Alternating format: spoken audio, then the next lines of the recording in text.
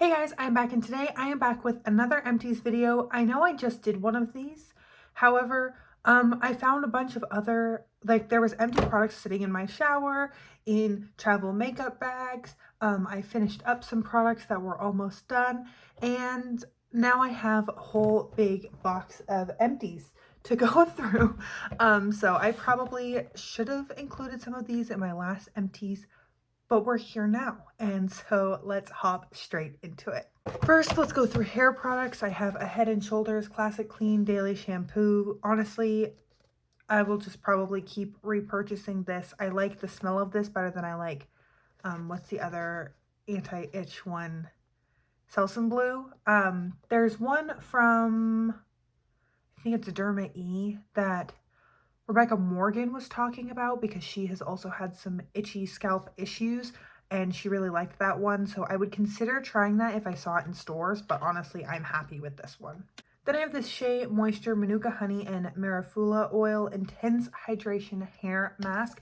This is really good. The smell isn't too strong. It definitely does linger. Oh, see, when you stick your nose in it, then it's kind of strong. I don't love scented, like super heavily scented hair products to where my hair smells super strongly for hours or even days after using it. So I didn't feel like this one lingered too much. But I have a hard time. Shea Moisture only offers certain lines in certain stores. So depending on if I go to like CVS or Target or Rite Aid or Ulta, I get different things. So I didn't repurchase it because I went to an Ulta and they don't carry this line there. So I don't know. I just kind of rotate through Shea Moisture hair products. I had repurchased this once before. I would go back to it. I just don't, I just couldn't find it, and I wasn't going to drive to like 5 stores to find it. For body, I have this Eucerin Advanced Repair Cream.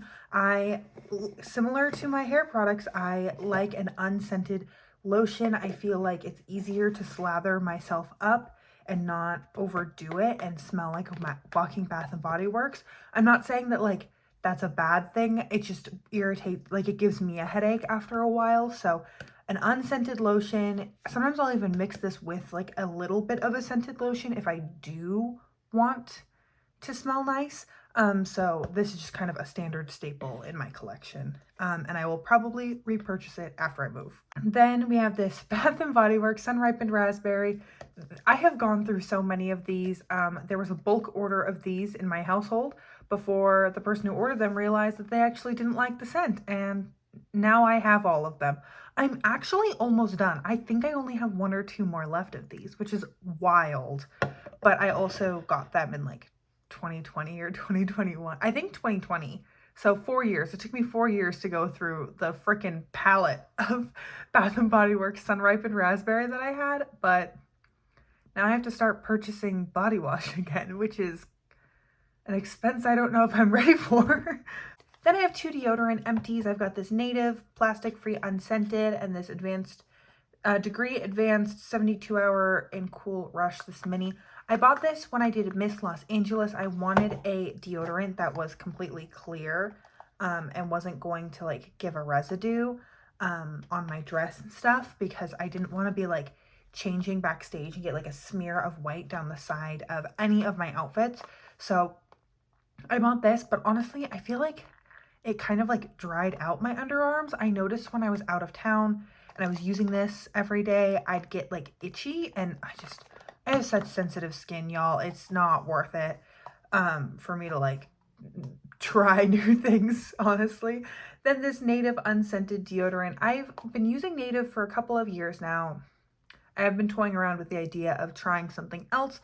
If you have a preferably plastic-free and aluminum-free deodorant that you enjoy, please let me know. But I did go on a whole aluminum-free deodorant journey that led to multiple rashes. It was just not a fun time. So a part of me is like, stick with what you know won't give you a rash. And then the other part of me is like, I really just hate the packaging, and it's so hard to travel with because getting it on and off the plastic-free deodorants is terrible. And then I can buy the plastic deodorant, which I do sometimes. Oh Lord, I'm making a mess. Quick earring break. I just realized I didn't have my earrings on for this video, and I think they're super cute. They complete the look. So if you have any suggestions for deodorant, leave them down below, but I'm also happy to repurchase again. I don't know. I go back and forth in it. I don't like the marks that I get on my clothing with this. I notice a lot of my shirts have underarm, like, permanent, can't remove it, can't get rid of it. I guess like sweat stains, but like deodorant stains. And that's my main issue with Native. First off, we have the CeraVe Foaming Cleansing Bar. This was fine. I noticed it doesn't foam very well in cold or cool water. It worked much better in warm water. So when I first started using it, it was in my shower and it worked great. And then I started switching to taking cold showers. And then I noticed I was having a harder time getting it to foam up. So I have one from Good Molecules that I do want to try out and see if I like better than this. And then I'm happy to switch back to this if I don't like the Good Molecules one, but I'm also not committed. Then I have this mini of the Lancome Creme Mousse Comfort Cleanser. This, as you can see, I have used every last drop of it. This is a pretty good cleanser, honestly. Like, I don't think I'd ever purchase a Lancome cleanser because I don't know if I would ever purchase a cleanser that expensive, but it did work really well and it got the makeup off my face really well. So if you do want like a bougie cleanser and the rose scent doesn't bother you, I would look into this. On the other hand, the First Aid Beauty Face Cleanser with Antioxidant Booster, I don't even know if they sell this anymore. I just found this mini like floating around in my skincare box, and I was trying to use up all of the cleanser I had before I bought a new one, and honestly, like, it's fine. My face did feel clean, but it wasn't very satisfying. I never felt like my face like got clean, or like it didn't like spread well. It kind of just like thinned out. It was really thick, and then if you added a little bit of water, it would kind of like dissolve in the water, and then I don't know, it just wasn't my favorite. Then more skincare, we have this Eucerin Redness Relief Night Cream. This was nice. It was fine. It's not as good as my Youth to the People moisturizer. I definitely noticed that I would need to apply some more of this, or apply other moisturizing products, or do a mask or something when I was using this as my primary moisturizer. So if I was in a pinch and I needed a moisturizer and I was at Target, I'd gladly grab this. But as long as I can afford to buy and splurge on that Youth to the People one, that's going to be my holy grail. Speaking of Youth to the People, this triple peptide cactus and oasis serum, plump, firm, and hydrate, amplified with hyaluronic acid. This I thought wasn't doing anything, and then I realized it was. I just had created a skincare routine that didn't need it. So, for example, when I'm using my Holy Grail moisturizer, I don't feel the need to use this. My skin doesn't feel more plumped, firm, hydrated when I'm using this. But when I ran out of that and I switched to this, I did notice a big difference when I used these two in conjunction.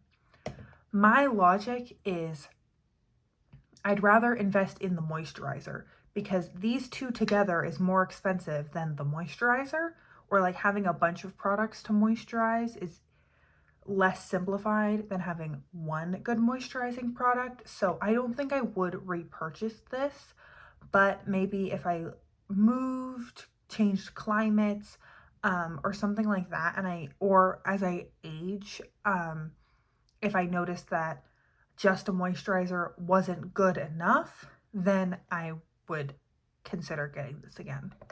Then we've got some some masks. These are all from Peter Thomas Roth. I got like a set of minis for Christmas or something a couple years ago, and they're fine.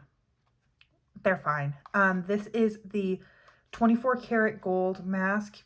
It's the lift and firm one. Then we have the cucumber gel mask, the extreme detox hydrator, and then the Irish Moor mud purifying black mask. Of the three of these, I feel like this was the only one where I noticed a difference in my skin after it. This was nice to apply and did feel cooling, but I didn't notice like a complete change in my skin after I took it off. The next day, I'm like, oh, my skin is so much more hydrated than it was the day before. This one, I don't actually think it did anything at all. I don't know. Most products that are like lifting, I don't really get that, and that just might be like where my skin is at. That just might not be a thing that I need or look for. But of these three, this was the best. But The Ordinary has one that's just like it, that's like a third or a fraction of the cost, and I would recommend that. And then again, like these two are fine if you really want like an expensive luxurious mask. These are an option. I don't know if it's what I would go for, but teach their own. Then we've got some makeup empties. I have this Elizabeth Mott Thank Me Later face primer. It's SPF 30. This was fine. It's a primer. I don't think I would go out of my way to repurchase this one. I tend to enjoy like hydrating primers the most rather than blurring primers. Maybe a mattifying primer in the peak of summer when it's 112 degrees out, but this kind of is in a weird middle ground for me where like it wasn't super blurring, but it also was kind of silicone-y, so I didn't apply it all over my face generously enough to actually get the SPF benefit, so it was kind of just like meh. Then I have this Lancome Cils Booster XL mascara primer. This is actually, I have found that I really enjoy this, and I would say mascara primers in general. When I have a mascara that is not my favorite, that has a really spiky, bristly brush, and I can't build up volume, because going in with the primer first and then going in with the spiky brush, I don't get that clumped up effect. Whereas if I went in with this and then like L'Oreal Lash Paradise, clump city, can't do it. But if it's a mascara that struggles to get volume, then this is great. But it kind of goes back to the moisturizer. I'd rather just get a mascara that I like than buy a mascara that I don't like and then buy this to supplement it. Then I have the Stila Stay Day Waterproof Liquid Eyeliner Mini. For a liquid eyeliner, I think this is really nice. I just don't really see the point. I think that a angled brush and either a shadow or a gel like pencil liner is so much easier to apply. That's personal preference. So if you really like liquid eyeliner, you could give this a shot. But there's also definitely ones from like NYX and Maybelline that I would say are probably comparable. Then the last one I have is this Revlon Kiss Balm in the shade Fresh Strawberry. This I like dug into. It was actually really handy to just have this sitting next to my desk, like next to my computer when I was working and just kind of editing, messing around on YouTube, watching a show, whatever. It came in handy, but I'm not a huge tinted balm person. I'd rather have a gloss like I do today. I think with the way that I apply makeup, it is more cohesive. So this is definitely not a repurchase, but I am glad that I used it up, and now I'm just gonna have a regular clear lip balm in its place on my desk. So that is everything for today's video. Thank you so much for joining me. I always think it's interesting to see what people would repurchase or consider repurchasing when they go through their beauty trash. And now all of this can go into a Nordstrom Beauty Cycle container. That is everything. I hope you are having an incredible, awesome day wherever you are, and that I get to see you in a future video. Thanks, guys.